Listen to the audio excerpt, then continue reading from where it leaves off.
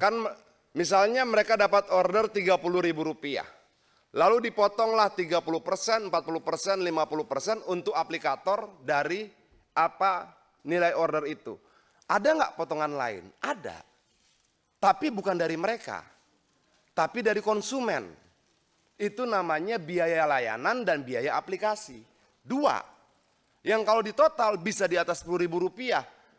Ini, biaya layanan plus biaya jasa aplikasi. Dasar hukum ini apa? Dasar hukum 20% ada. Tapi dasar hukum ini apa? Rp15.300 dari tagihan Rp36.000. Ini dari konsumen. Dari pemesan. Dari pemesan diambil sekian, dari driver diambil sekian. Itu loh. Jadi kalau kemudian begini pimpinannya, kalau kemudian misalnya dari driver dia dapat Rp10.000 per orderan, lalu dari konsumen dia dapat Rp10.000, kita kalikan dengan jumlah driver mereka dan jumlah merchant mereka 4,2, berarti mereka dapatkan paling tidak 92 miliar per hari. Nah, kalau kita tidak pahami ini pimpinan, saya takutnya kita akan membicarakan hal yang nggak tepat. Bahwa ini bukan cuma persoalan potongan 10%, betul ya? Tapi juga ada biaya aplikasi. Logikanya bagaimana? Ketika driver itu dipesan, kan aplikasi sudah dibayar. Artinya aplikasi ini dibayar oleh dua, konsumen maupun driver. Oke, kita coba melihat begini pimpinan. Bagaimana sih sebenarnya transportasi online ini 2, 3, 4, 5 tahun ke depan, agar ketika kita mendorong regulasi kita bisa punya prediksi. Oh kira-kira begini, di India sekarang tidak ada lagi potongan komisi. Yang ada apa? Yang ada driver berlangganan aplikasi. Seperti kita berlangganan berita Tempo, berlangganan berita Kompas, sama seperti itu. Nah, potongan langganan ini berlaku tetap. Nah, itulah nanti masa depan driver online hubungannya dan aplikasi. Sangat logis, tapi saya tidak mau, kita bisa diskusi panjang soal itu tentang masa depan driver online dan transportasi online. Tapi saya mau masuk kemari, coba dibuka lagi yang tadi.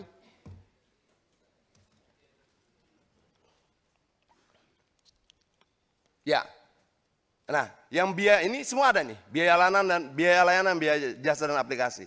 Ini langsung ini langsung ke aplikator.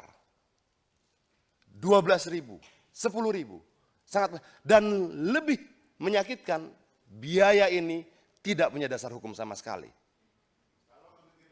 Kita bisa perdebatkan tentang 15%, 5%. Ada KP-nya. Seburuk-buruknya KP dia dasar hukum. Ini nggak ada. Dan negara ini biarkan ini terjadi bertahun-tahun. Ini aneh menurut saya. Kita sepertinya hidup bernegara tanpa negara. Jadi poin berikutnya pimpinan, saya minta ini dicabut. Tidak boleh ada. Tidak boleh ada biaya layanan dan biaya jasa aplikasi. Dalam konferensi pers aplikator kemarin disampaikan bahwa dasar mereka menggunakan ini hanya karena di negara lain dipakai. Tapi peristiwa di negara lain itu bukan dasar hukum buat Indonesia. Itu.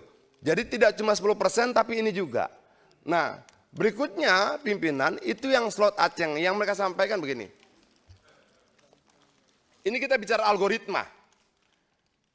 Algoritma itu bisa ngatur siapa yang dapat order, siapa yang tidak. Untuk dapat order mereka bayar lagi Rp20.000 per hari. Sudah mereka dapat bayar Rp20.000 per hari, lalu konsumen memesan, dipotong lagi. Persentasenya 20% minimal sampai 50%. Pernah nggak kita lakukan audit investigatif untuk keuangan ini?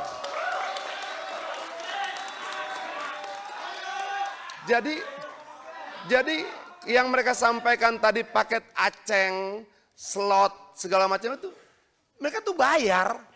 Mereka bayar untuk dapatkan order prioritas. di luar potongan. Kejam sekali pimpinan. Jadi mereka beli itu. Yang selama ini terpublikasi potongan-potongan tidak. Ada biaya layanan, biaya jasa aplikasi, dan ada beli order. Jadi kalau kemudian jadi begini, ketika teman-teman ini nggak beli order, nggak bayar Rp20.000, mereka nggak dapat order. Mereka nggak dapat pesanan. Nah, maksud saya ini juga harus jadi pembahasan kita, agar pemahaman kita terhadap problem-problem driver online ini utuh. Jangan kemudian kita melihat cuma persoalan persentase, tidak juga. Tapi bagaimana mereka memungut sesuatu dari rakyat dalam jumlah banyak tanpa dasar hukum, itu problem kedua. Ketiga, bagaimana kemudian mereka diminta membeli ordernya ke aplikator. Nah, bisa nggak kita bahas ini satu persatu? Terima kasih. Merdeka.